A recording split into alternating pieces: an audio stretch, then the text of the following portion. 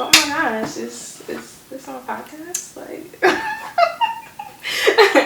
is this it? Oh my gosh, this is the first episode. Yes. First episode of Young in Love. Oh my gosh, I'm so excited.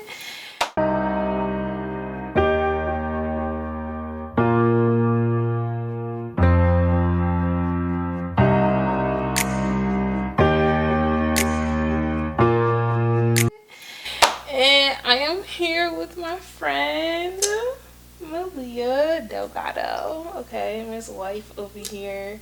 Girl, Miss Wife over here. So, first of all, it's crazy because, like, my fiance, the first wedding I ever went to was you and Christian's wedding.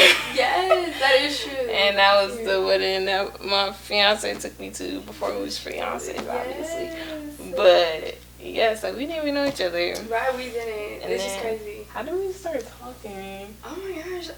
No, I remember we started talking. You came to church. It was like a random Sunday, and I found out you was pregnant. Oh yeah, and I was after shocked. church. I thought y'all was pranking me. I'm like, what? Yes, because your dad said something about the baby shower. Yeah, and I'm like, because I know he played all day, so I'm like, baby shower, what? Right, yes, and then we got each other number and stuff. And then the rest is history. Literally, I remember, like, as soon as we started talking, it was just natural. Yeah, literally. Like, I was just like, we was just talking. Why didn't we start talking sooner? Right, I don't know. Like, it's just crazy, but God's timing, you know. Yeah, so God's it worked timing. out. Like, God sent, yes. For sure. But, like, wow, this is crazy. It's crazy how far our friendship came. I know. Like, and look at it's us only now. up from here. It's only up from here. Like, okay, it's giving mommy me dates. Right? It's giving mommy dates. Like, yes. It's giving kids go play. Right. Okay. Kiki. Right. Kiki. Literally. But yes, y'all, today we are drinking water because, you know, we don't have our tea today. That's okay. We love ice cold water. We love ice cold water. Drink your water. Yes. Stay hydrated. Stay hydrated, yes. But how are you feeling today? Well, I'm feeling good. I'm excited. Just excited to get things kicking with the podcast and see what we're talking about today. Right. Yes. Feeling good. It was a long day today. Oh my gosh, girl, yes. Especially when you got work, you're just like, girl, oh my gosh. And we were so weekend? right. What's today? It is Friday and it's actually nighttime. We're filming at night. Ooh. But a little spooky, right? It's Friday night tea. Right. Okay. What's the tea? What's the tea today? But yeah. So first we're gonna do a little icebreaker question to like get things rolling. Okay. Get things rolling. We love icebreakers. So we do. Like back in the day when you were in them little camps and it was like, right, you have to go around a circle. Like, say your name and favorite color. Right. And you'd be like, oh, is it my turn? Right. Oh my gosh, I remember this one time I was doing that in high school and I went to a Catholic school. Mm-hmm. It was so crazy. I think the question was like, what do you want to be when you grow up or something like that. And this was when I was obsessed with Vampire Diaries, and I was like, I want to be a vampire. And when I tell you, them Catholic teachers looked at me like I was crazy. They like, and I was serious, like, I'm for real. This would be like straight to him. Right. That was like shunned. Period. Shunned. You're done. That's funny. Like, literally. Okay. It's amazing. Like, that's the irony. Girl, the irony. And I was like so upset. And I got Anthony obsessed with Vampire Diaries too. Vampire Diaries is good. Girl, you haven't watched already. Watch Vampire Diaries season 1 through 8. It's on HBO Max. Okay. Salvatore. Okay, are you a Delana fan or a Stelena fan? I'm definitely a Delana fan. And I hate to admit it because everyone's always a Stelena. And yes, I understand why though, because I've rewatched it so many times, but it's just like, damn, it's so shady for that. Like, he's still shady. He's shady. He is, because like, how you go steal your brother's girl? And like, I just think Elena. It was. Hey, Elena, she's annoying because like she thought everybody was just supposed to like the role was supposed to revolve around her. Yeah, she sure did. She was a brat a little bit. Like, we liked her, but like, girl, you was low key a brat. Like, honestly, girl, you were Bonnie and Damon. I kind of shipped them. Like, they never explored that, but there were some episodes where I felt some tension. So. Some little chemistry. No, I really, like, I hated how they did Bonnie and her love life. Like, she deserved better. She did. Deserved better. We loved Bonnie. She was sweet. Like, in the beginning, of course, you know, you had to give her some time. Right. Listen, you warm up, so. Yeah, literally. Oh my gosh. Okay. So. Well, first and foremost, I started this podcast. You know, it's crazy how everything starts with an idea. But I started this podcast, and it really started with me just really wanting to explore the different perspectives of young, you know, relationships, young motherhood, young parenthood, period. Right. Young motherhood and fatherhood. That's where it started. And at first, I was just like, oh my gosh, like, I want to do a story on this. Like, how can I do this? And I was talking about Leah, and she was like, you should, like, do a podcast. Yes.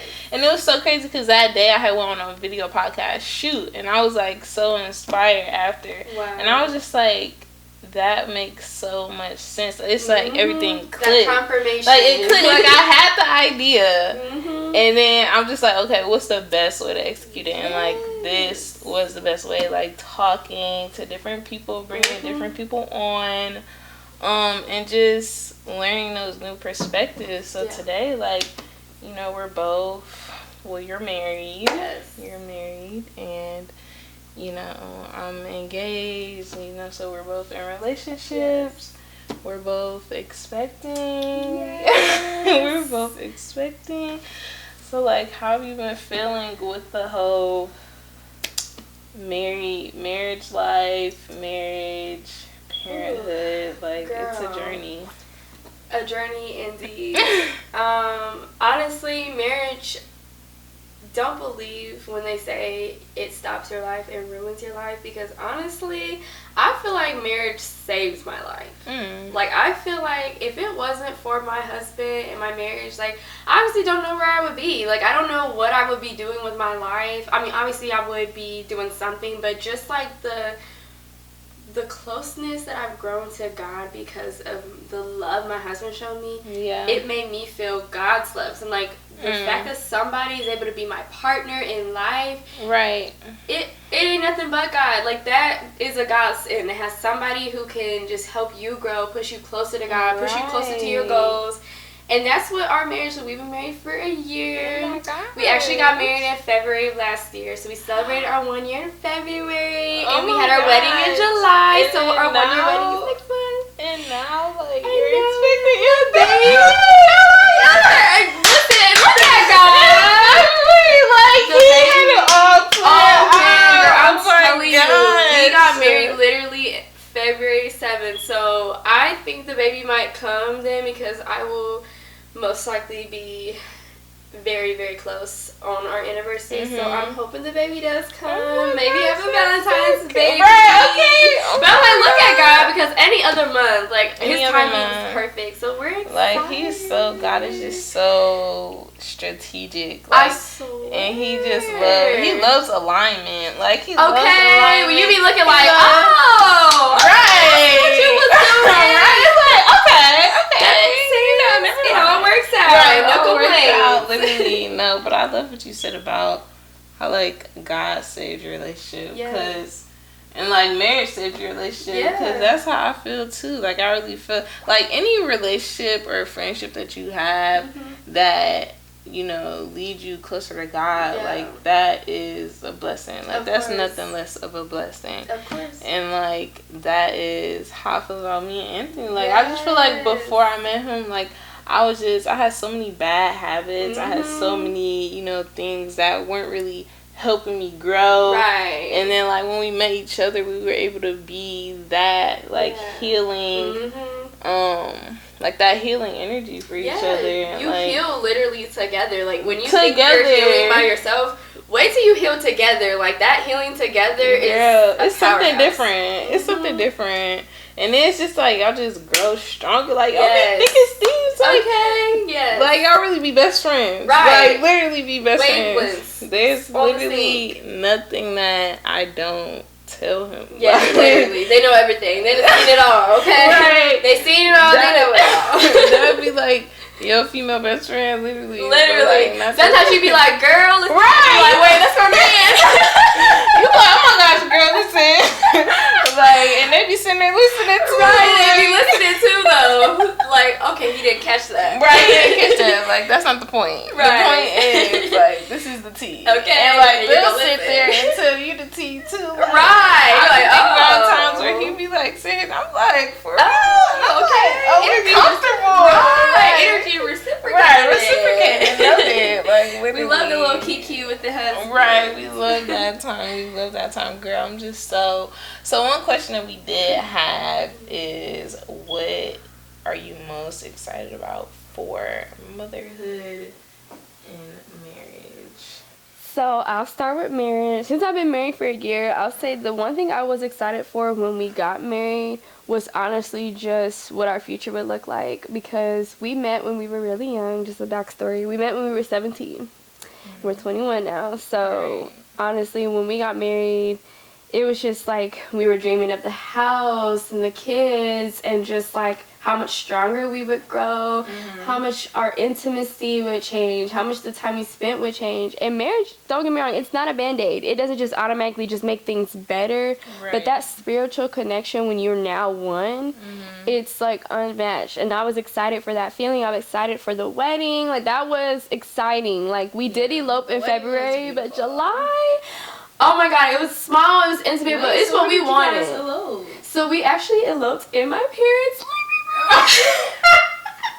Girl, we was too ready to be married. Like, just do it. I was like, let's just do it now. I kind of do, looking back though, I kind of wish maybe we would have gone to like a cute garden or something. But honestly, like, we were just ready, and it was a snowstorm too, actually, that weekend. So even if we wanted to, it wasn't gonna happen. Yeah. So the living room it was, and it worked out because then we got our wedding in July, and we were able to have a good time. Too much of a good time, but that's another story. Right, save those stories. That reception days, but and then motherhood. Oh my gosh, everything like. I wanted to be a mom probably since I was a little girl. Like, I feel like every little girl just has that mother, like that natural mother that you get the baby dolls. Yeah. You get the that's crazy. It's like those little toys that they groom you. Yes, into, like, literally. They be having shopping like, carts. Like, you're a natural caretaker. Yes. Like, so I'm excited for that to happen with a real baby. Like, we knew when we met that we wanted to have kids in the future, but obviously when you're 17, kids is the last thing you're worried about. Right. You're worried about other things. Okay. But we knew we wanted it, so now that it's here, it's coming, I'm just excited for it all. I'm excited for even the uncomfortableness. So I'm like, even though I'm going to be uncomfortable, listen. I'm already getting a taste of things. I'm like, oh my goodness, the first trimester, but it's a blessing. So I'm like, I'm embracing it all. The good, the bad, the ugly, the uncertain. And like, that's literally life. Like, the good, the bad, and ugly. Like, nothing is perfect. Nothing is always pretty. Like, even when things may look pretty, like, they may not be pretty behind closed doors. Like, you know, so it's really just about embracing, you know, what life throws at you. Exactly, yeah. And especially, like, this is something that you guys have been, like, really planning and, like, been really praying about. Impatient. So it's just like, girl, and I'm happy because, like, now I got a friend. Yes. Because I would talk to you about it all the time. I'm in my end, like. Right, but it's perfect. So I'm like, now I can get advice, and then I can remind you of the first trimester. Right. Remind you that I'm so glad I'm at the end, and you can remind me of, girl, wait till you get here, because we got a long way to go. And like, she got so many, she got nieces and nephews. Yes. So she already good with the babies. Yeah. And I'm gonna be sitting here asking her, like, girl, like, she gonna be ready? I already told her, like, you gonna be ready when your kids come. I feel too prepared. You be having him in this hand, him in this. Okay, and dude, I'm like, my nieces and nephews, like, they are like my children. Like, I literally, we do everything we can for them, and it has prepared us for parenthood for sure. Like the good, the bad, the ugly. Yeah, even Christian. Like, yes, he's never changed a diaper in his life until my nieces and nephews. So that was a good practice because I'm like, we're about to do parenting classes for this pregnancy. So I'm like, we about to be pros. We're gonna be like, I'm gonna be ready. Modern Family. Right. That's gonna be us. We're gonna be like Gloria. We're gonna be like, we already know what to do. Right. Burrito, we know. Like, you know what that sound is. Yeah, right. literally. Like, please. That's not how we do it. Like, yes. And like or like when I be on my home visit, she says like, you know, like you really grow those mother instincts. Yes. Like where you just learn your baby like, okay, I know where you sound like that. I know you sound like that. And like I can't wait to get to that point. Yes. Because I'm about to be like, babe. Right. Change the diaper. Okay. Change the diaper. Here you go. Get his bottle. Right. Burp him. Oh, he hungry. He hungry. Right. And literally, like, I just think, it's such, like, I'm excited I'm really excited. You're in the final stretch, girl. He could come. Okay, we hope he comes on time when he's ready, but he could come tonight. Okay, like he can come anytime. Like she is baked. He's just, you know, getting a little extra crispiness going on, but he cooked, but like he's finishing up. Right, he's finishing up. He like that last little pie crust that just needs a little more browning. Right, like it's done. Like you can eat it how it is. Right, but like it's not how you want it. Exactly. Yeah. We want him to be perfect, which he will be. But man, it's crazy. Like you were in the final days, like final weeks. Crazy. I'm getting nervous. Like I am getting nervous about delivery. I'm just like birth. That's the one thing you don't think about when you get pregnant. Right, like, you're not this baby gotta come out. Right. and I think like that's such. And I'm glad. Like when I was talking to my doctor, like she said that.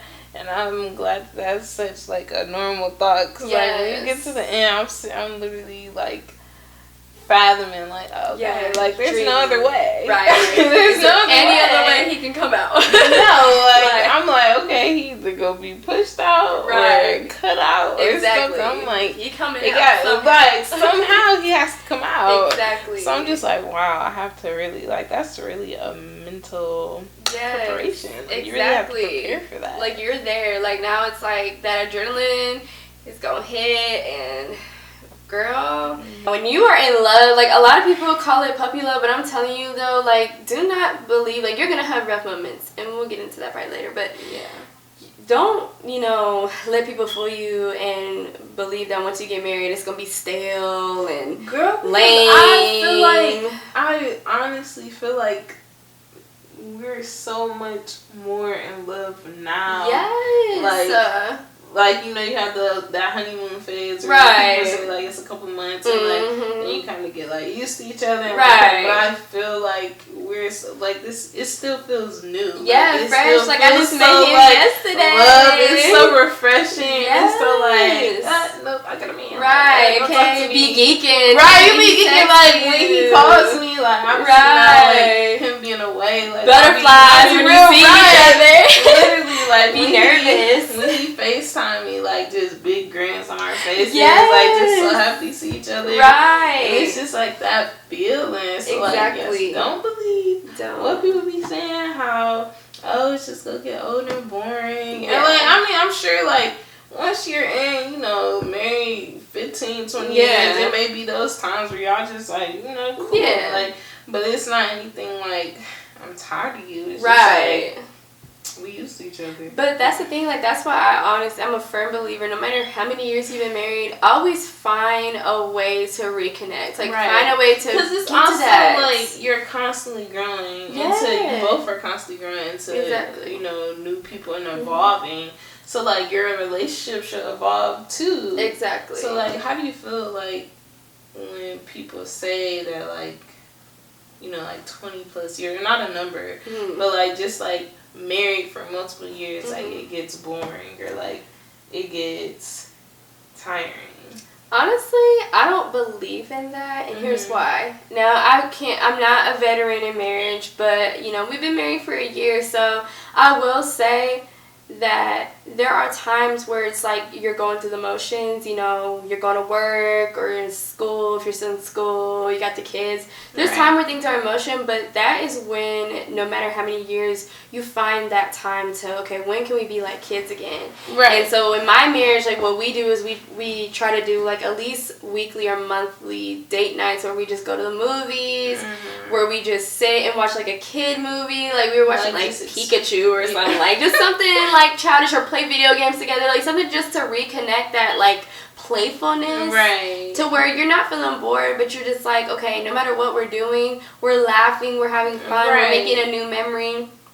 Or even if it's just finding that time to just snuggle together. Like sometimes you get busy with the daily, like you forget to just snuggle at night. So like our big thing, like our big thing is we're just like finding things that we were so passionate about in the beginning, and just reconnecting with that, like going back to those days. Like sometimes I'm like, man, I feel like how I felt like when we first started dating, because we did X, Y, and Z, you know? We went on, like when we go to the movies, I feel like how we felt when we were young. Well, we're still young, but when we were younger and going on our dates together, like that's how I feel. So I was like, just doing little things like that through the years, I think will be beneficial to marriage. So that's why I was like, I don't believe it, because I believe there's things you can do to feed your marriage. How do you feel about the narrative, don't get married young, you know, don't get in a relationship young, like you should live life? Like what's your perspective on that? So I don't believe in it personally. I believe that when it's your time, it's your time. You know, when God says that this is the life I want for this person, then it's set in stone. Now, there's going to be bumps in the road, but I definitely believe that there's nothing wrong with getting married young. Obviously, me being married young, I have nothing against it. I definitely feel like, though, if you are going to be married young, you have to realize that it was a calling for you, because it's not a very common practice in modern society. Now, back in the day, it was pretty much that was pretty like normal. That was the norm. Like, you supposed to. Like you're supposed to get married young. This old and you're not married, then people are looking at you like. I don't know if like anyone has seen like Bridgerton. Well, I'm sure a lot of people seen Bridgerton, but it was so funny. If you've read the books, or if you do ever read the books, there is a little bit about the season 2 with the older sister, and how they make her seem like she's so old, but literally she's only like 25. Right. And they make her seem like she's so old because she's not married yet, and she's 25. So it's like they make being married, you know, before the age of 25, it was the norm. Being married 25 and after, you're old and you're unwanted. Like they were saying she was unwanted. Wow. No man would want her, even though that's still young. Yeah. So it's like, in modern society, now we're taught like 25 and up is like the perfect age to be married. Which for some people it is, but it's definitely not something you have to follow. You know, if you are younger than 25, and you feel like it is your time to be married, go for it. You know, I certainly believe that you can have a long, happy, lasting, fun-filled marriage in your early 20s. You can be just as mature as a 25-year-old in your early 20s in your marriage. You can make, like, my husband and I, we're both 21, and we make big decisions. Taxes, decisions on how we're going to raise our child, decisions on housing, like having bills. Those conversations. Yeah, like we don't need to be 25 to do that. Yeah, and just like knowing that, not getting stuck in that mindset of, okay, I'm only in my 20s, so, you know, I'm expected to do this. Because I feel like there is like an image painted on like how you should spend, you know, your 20s and how you should spend the beginning of your life. And the whole thing about, like, live life, like, that's just dependent on what that looks like to you individually. Right. And so, like, I feel like there is, you know, obviously in your 20s it's so normalized to live life a certain way, you know, being single, or, like, maybe not even being single, but even if you are in a relationship, just, like, you know, having that freedom from those big responsibilities in your 20s. Yes. And I feel like that's so normalized. But I think, you know, love and marriage and parenthood and, like, that should all also be normalized. Yeah. And, like, should be brought to the floor and brought to more awareness that, you know, it's possible to have a successful relationship, a successful marriage, a happy family, and experience life the way you want to. Yeah. You know, in your 20s and at that young age. It definitely, like, I feel like there's no timeline. Obviously, there are more appropriate ages that I feel like you should get married. Like, if you get married at 16, hey, boo, do you. Right. I still feel like maybe you should wait till at least like, I feel like at least 19 and up. Like, 19, I was engaged at 19. I don't think I would have gotten married yet at 19, but we were at least engaged and didn't get married till we were actually 20. So, I feel like your early 20s, you know. And it's also about, you know, when you're ready. Right. For some people, they don't feel ready. Yeah, they still feel like a baby. Yeah. I still feel that way sometimes, too, but I know, though, as well, my calling. I'm walking in my calling, my purpose. Right, your purpose, right. Exactly. And, like, I think because before, like, you know, coming to college and, like, being about to be a senior, so I'm about to graduate soon, you know, I had that experience of partying and, like, having that freedom. And, like, I know people don't necessarily, they don't suggest that college and, you know, having that freedom in college and having that freedom outside of college is the same thing. It's the same type of freedom. And, like, that's understandable. But just in those environments of, you know, like, partying and spending time with friends and, like, things like that, you know, going from that and then shifting into, okay, I'm in a serious, like, emphasis on serious relationship. Like, because, I mean, this is not my first relationship in college. Like, if we be honest, like, it's not. But this is my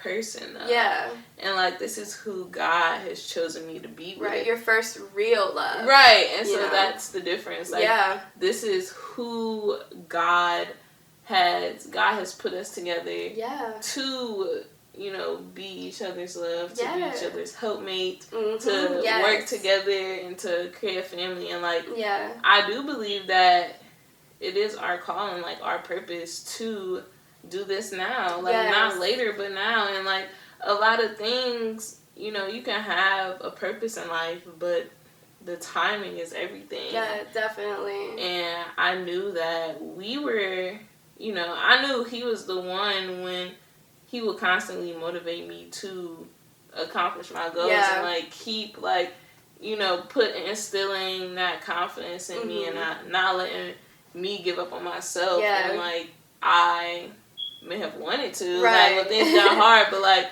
him constantly, like, motivating me too, like, he wasn't selfish in that way. He was never like, well, you know, I'm the man, so, like, this is my role, and your role is this, and your role is that. You're supposed to do this for me. Like, my needs would come before yours. Like, he was never like that. Yes. And it was always, like, a healing and, like, motivational space to be with him in.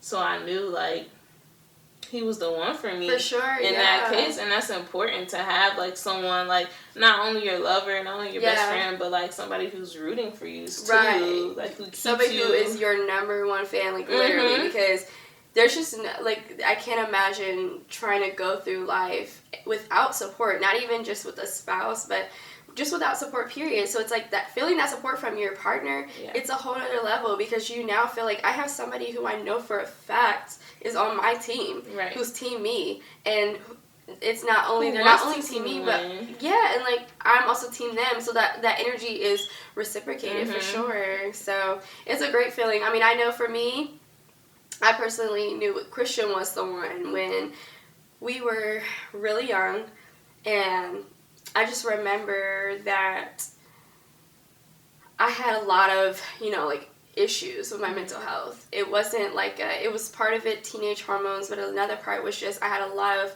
self-image and depression and anxiety issues, which I, you know, believe are a generational thing in my family.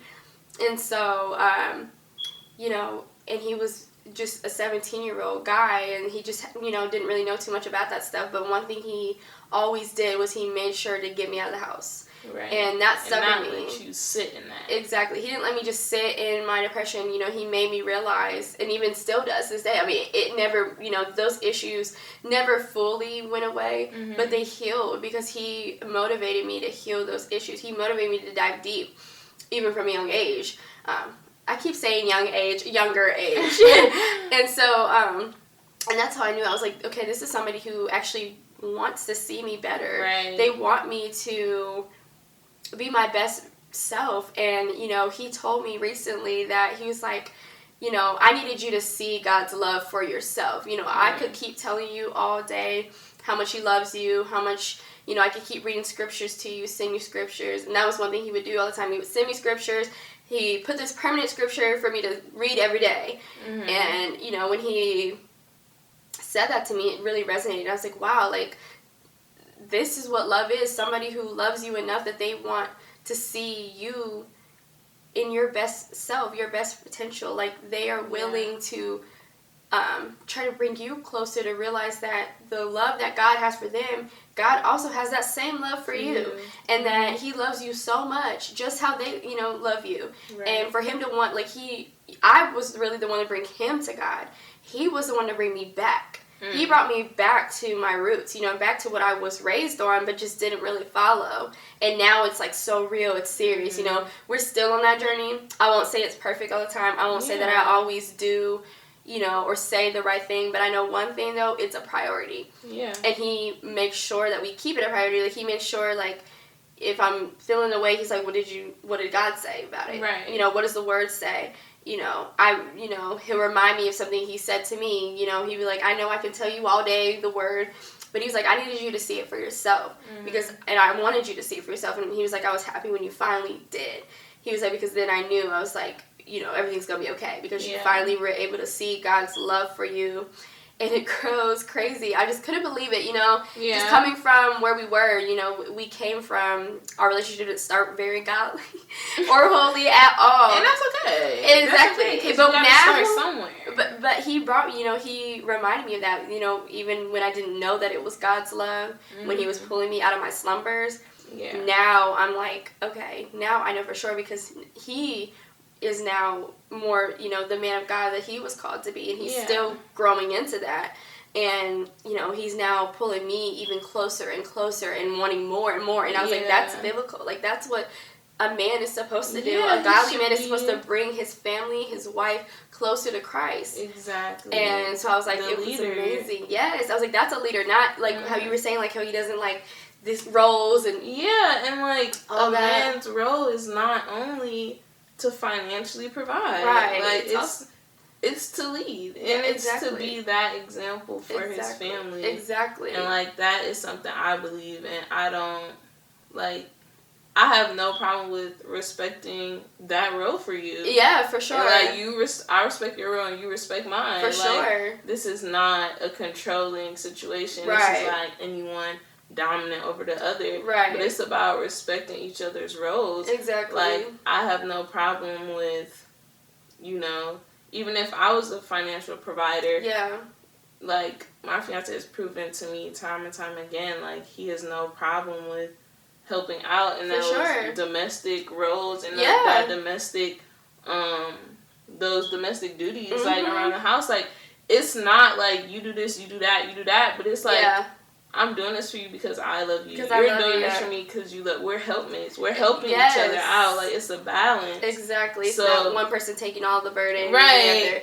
Especially when you're, you know, with pregnancy, that is a big thing too, because I had to realize, I was like, all the things that I used to do around the house that I'm still doing, and I need to realize, you know, I'm in my first trimester, I need to just rest, and I don't need to be still doing a lot, but I still do. And, you know, he was telling me, he's like, girl, like, I don't mind doing whatever I need to do. Yeah, he's like, I will do whatever I need to do to help you.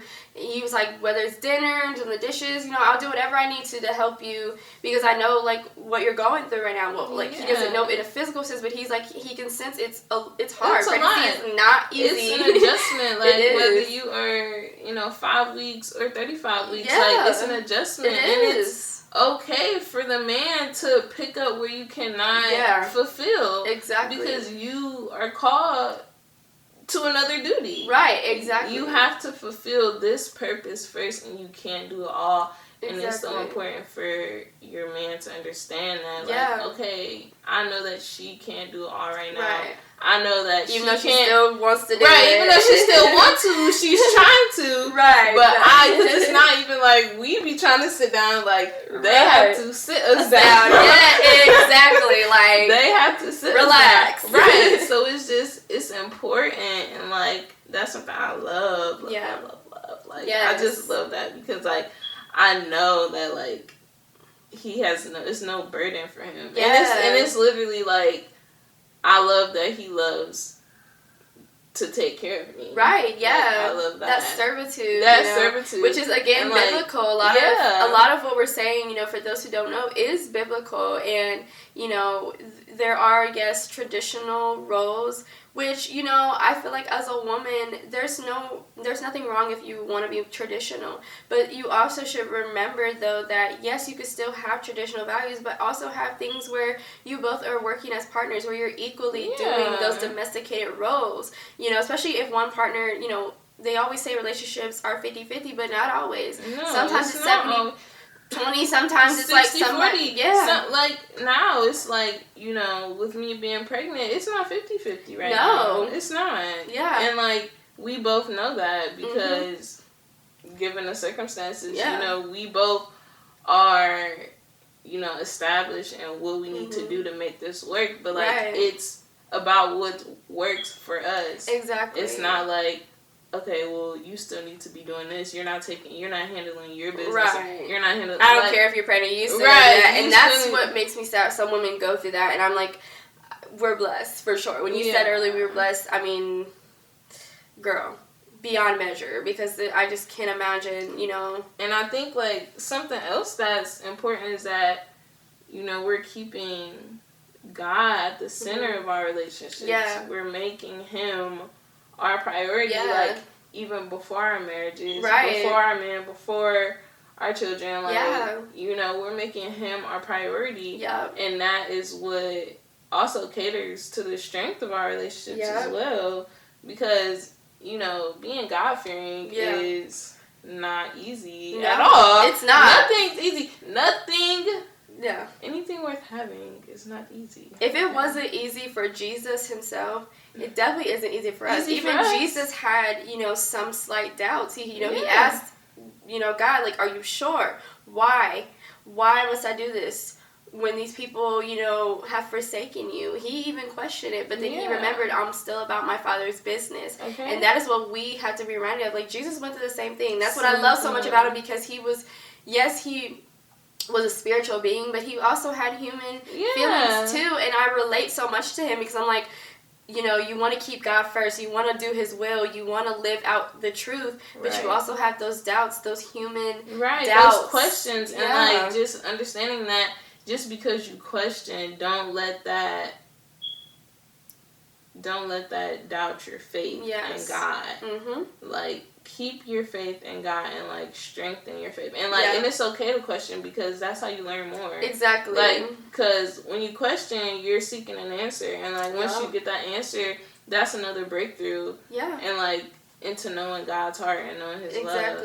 And, like, that's something else, like, that is important to my fiance and I, is just making sure that we do keep, you know, God in the center of our relationship. And, like, my relationship with God has grown, you know, so much. Like, like, within a year, it's grown, like, along this journey. Yeah, that change, and, like, that faith. And I just think, like, it's so, like, the biggest thing I learned was to just, like, I learned, like, what faith really was. Yes. Like, I will always hear it, like, you know, like, hope and faith and, like, have faith, but, like, no one really talked about, like, how do you have faith? Right. Like, what does that mean? Yes. Like, what does that look like? Yes. And, like, it's so hard to have faith in, like, in times of distress. For sure. But those are the times where your faith strengthens. Yes. Like, those are the tests where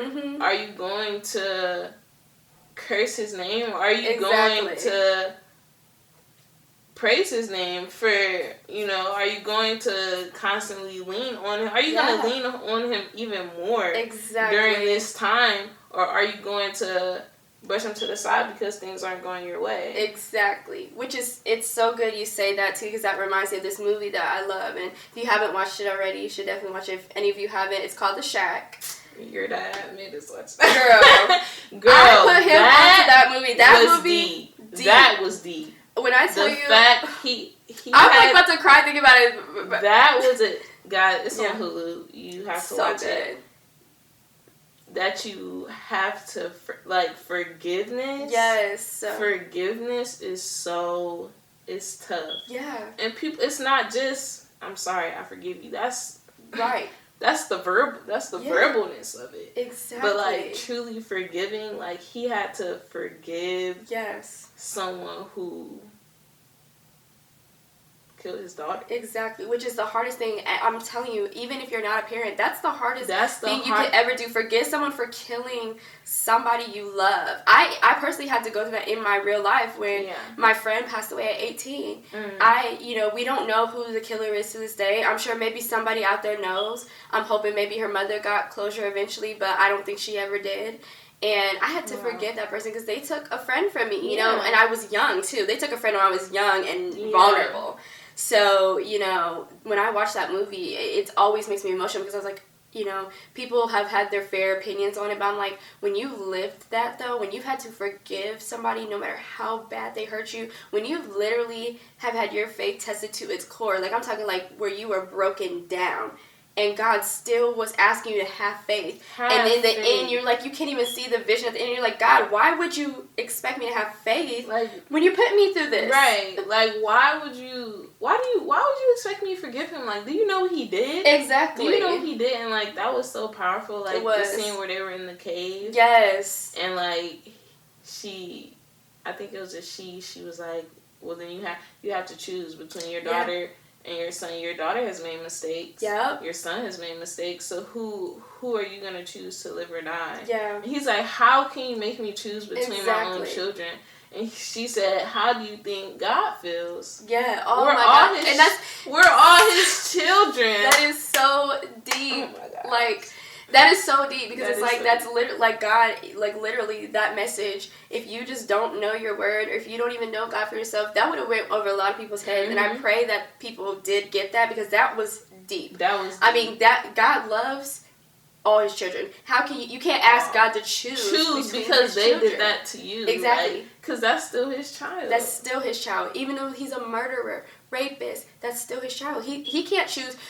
God, and people are always curse God, how dare you put me through this? But it's God, in the movie, they said God has to do it every single day. He has to constantly be asked to choose between his children. But when you're asked to do it, though, it's a problem. Right. It's cool when they do it. It's a problem when I do it. But, so it's God he has to go through the same thing. Yeah. And so that movie really, it really, Girl, when I was reading my word, I was like, no, this is really in the word. Yeah. And they did really good with making it so plain and simple to you, to where you're like, oh, wow. Yeah. Thank you, Holy Spirit. The whole movie was excellent. I mean, very sad, but I'm telling you, that was a breakthrough for me, for sure. Yeah, Anthony and I watched that, and I'm going to go back and watch it again, myself, because I know there are some things I missed. Mm-hmm. But, that's crazy, because that's been a movie that's been on my mind lately to watch. And, sometimes you need a father. You do.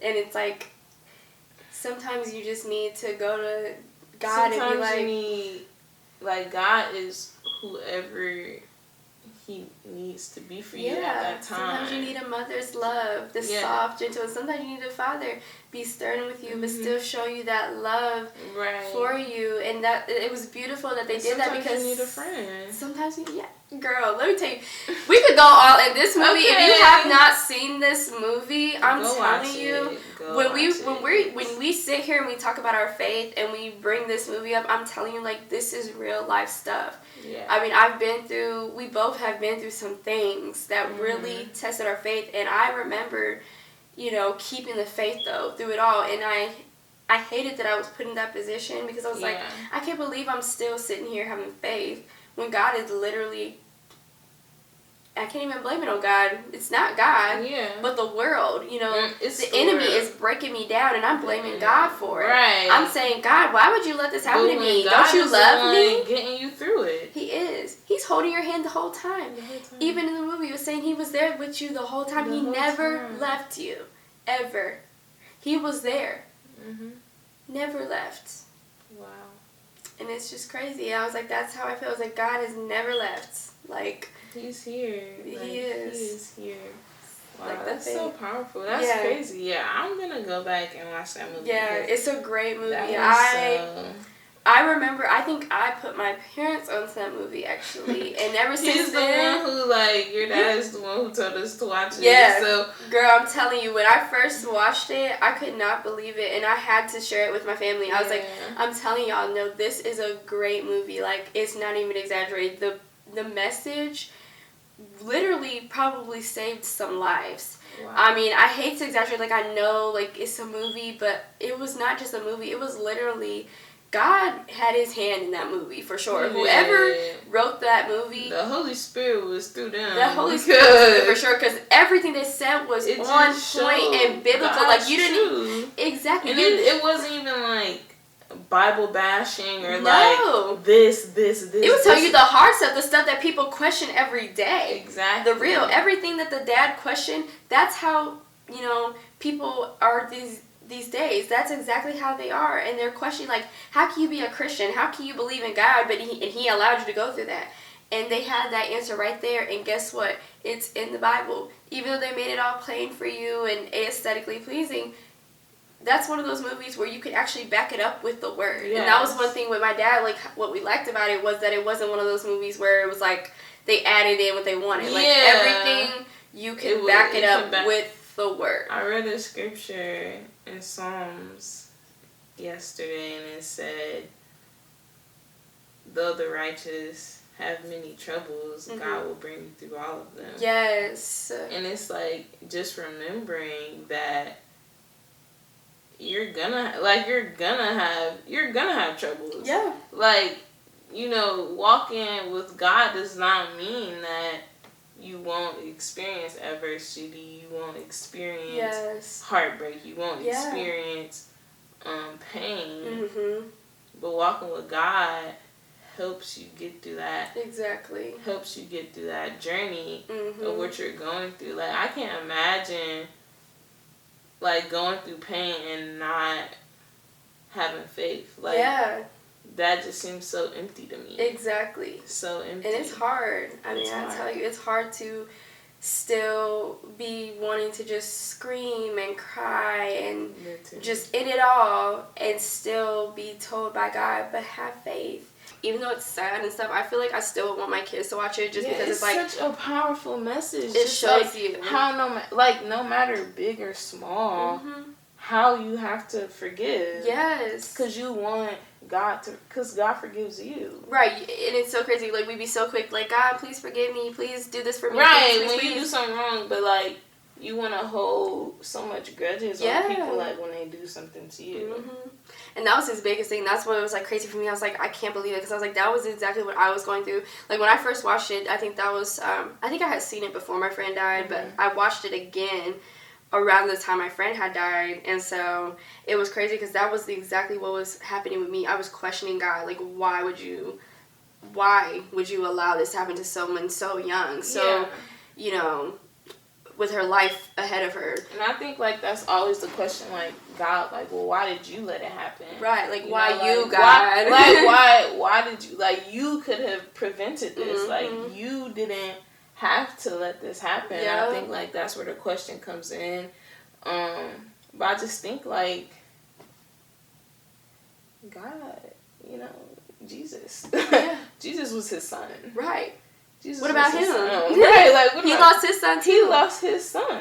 Yeah. He lost his son too. I'm pretty sure they said that in the movie too. It's what something about like when Jesus, but even if he didn't, still like that's True. Like, That's he also lost his true. son, He too. also lost his son. Like, And who could he question? He couldn't question nobody. right. He sacrificed his son for a bunch of undeserving and who did people. That? The world. Yeah. The world did that. Exactly. God did not do that. The world did that. Exactly. And people still... That's what I was like, that's what I love about this movie, because I'm like, there's so many people I know for a fact who are, you know, unbelievers, or who are, like, doubters, or who are still, like, fresh in their faith walk, who need to see a movie like that just to see it plain in picture. Because you could read the word, but if you're a baby Christian, you're not going to understand it. But if you could see it, though, in live action, and be broken down for you by just, in, like, the simplest analogies ever, it's like, you're like, oh, wow, like, that makes sense. Why I'm being told in the Bible to forgive, even forgive the thief, forgive the murderer, forgive, you know, whoever.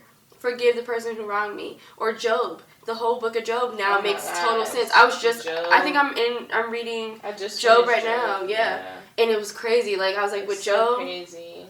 It's like, he went through it. That's a story. Like, but then God had a plan for him. Then he got everything back. You know? Times tenfold. And that was the same thing that happened with the dad. And, you know, he was able to have peace. And then he was also able to see his daughter, see that his daughter was in a way better place. You know? Than, you know, what she was before. That God, he wanted her to be with him. He knew that she was safer with him. And that's a hard thing for people to grasp, unfortunately. You know, that was a hard thing for me. I was like, but I knew my friend, like, everything surrounding her death, you know, she was getting into all these things and bad stuff. And so I was like, it makes sense why God called her home so early. Because it's like she was safer. Because something, you know, it could have been even worse. I mean, I don't know what could be worse than losing your life, but, you know, it could have been worse before she lost her life. Like, she could have been going through even worse things happening to her before leading up to her death. And but God, you know, ultimately decided that this was the time. And it was hard. That was hard for me to grasp. I was lost. I mean, I was still fresh in faith, you know, in my adult own faith, not just my, you know, brought up faith. And girl, I didn't understand that at all. I think that there's nothing more authentic than someone choosing to believe in God, like, with their own free will. Right. Because it's one thing to, you know, like, grow up in the church and grow up, like, being taught this, but, like, to choose it for yourself, that's when your journey starts. Oh, yeah. Because it's not just about, it's not just church, and it's not just, you know, doing this and praying, but it's like, it's about choosing and also, like, changing your lifestyle for God. And, like, I feel like everyone has this depiction, and, like, girl, one thing I'm sorry, I don't like when people call me religious, because, like, I am not a religious person. Like, I am not, like, head to toe. A Bible basher. Like, you're going Bible to hell. basher. Like, I am not, like, anything like that. I've never been anything like that. But I'm spiritual, and, like, I don't think that my relationship with God needs a label and needs a title. To where it's like, oh, well, you're religious. And I don't, like, you're religious because you believe in God. And, like, I don't agree with that. And God doesn't even, like, God. God is not even religion. Like, because who runs religion? Man. Like, it's man-made. Why? Like, that's why there were so many issues, like, with the Pharisees and stuff. Like, that was all man-made stuff. Like, were spoken to by God, but then they started to twist things on their own. That's why they couldn't accept Jesus. Because Jesus was against everything that they built. Not what God built. Exactly. They built. And so that's why I was like, when people say you're religious, and it's like, no, it's called a relationship. Like, God is, like, your best friend. Like, it's like a covenant. Like, a covenant. Like, it isn't just thou art. Right. And it's literally just like, once you choose to have, you know, you want a better relationship with him, then you're able to learn, like, who God is. You're able to learn his heart. You're able to learn, you know, who you are. And who, like, what you're meant to do on this earth. Like, what your purpose is. And I think, like, that's so important. That's a part that a lot of people leave out, is just like having this journey with Christ, and also like understand, like you gain, you know, understanding and knowledge and wisdom, but also like understanding that having a relationship with Christ and God is not always flowers and sunshine. Like, trust me, once you join that bandwagon, you're in for it. Like, you are in for the ride. And it's really like an entire test of, like we were talking about before, faith. Like, a entire test of faith. Like, are you going to be faithful to the point of death? Exactly. Everything will be tested, especially even your relationship. Like, God will literally... Your relationships, your friendships, like, you gonna see it in everything. Like, once you choose, like, God and, like, really start, you know, growing in faith and walking that path, like, you're just gonna see so many things in your life shift and change. And, like, it's not even... It may not even be like people are changing, but it's like your eyes are opening to things that you didn't see before. So now you have a different perception of people, of things around you, of things going on around you. And now you maneuvering differently because you're like, okay, I didn't peep that before. Right. But now God's showing me something different. Right. And you're like, okay. Exactly. It's like God gave you a fresh pair of new eyes. Yeah, like he wiped your eyes. Like he cleansed them and he's like, there you go. Yeah, now you can see. Right, now you can see. You needed glasses at first, but I got you. Right. Just have some new eyes. That's how God's love works. Like, literally, like, I love analogies when it comes to God, but like that's always one I do think about. I'm like, when you ask for one thing and God gives you even better, newer, bigger. And you're just like, I didn't ask for that, God. And he's like, oh, I know, but this was meant for you. This is yours. Exactly. Have it. It's all you. God always desires even better for us than we want for ourselves. We may want just, oh, that's good enough for us. And then it's like, God. God is like, trust me, you're going to enjoy this even more. Yeah, but like, for that, you wait longer. Yeah, exactly. And like, that's the part, because it's like, okay, you're asking for this, but this is not what God has in store for you. And therefore, like, you don't know what he has in store for you, so you're waiting longer and it's not coming. Exactly. You know, when you want it to. Right. But like, it goes back to God's timing and how he gives you that when you're ready for it. Exactly. And not when you want it. Right, not when you want it. When you're ready. Yeah. Thank you so much to everyone who tuned in. This was the first episode of Young in Love, and this will not be the last. I'm so excited to bring more conversations and content to you guys and to this channel. If you have any questions that you want to contribute, then you can just drop them in the YouTube comments below, or you can DM me them on Instagram at Randy Visuals. And just thank you so much to everyone. Thank you so much for the support. Thank you to Maliya, who came all the way down here from Dayton, Ohio, to be on this podcast with me. And I'm just so excited to share more content and create more to put out there for you guys. So thank you so much, and I'll see you soon. Bye.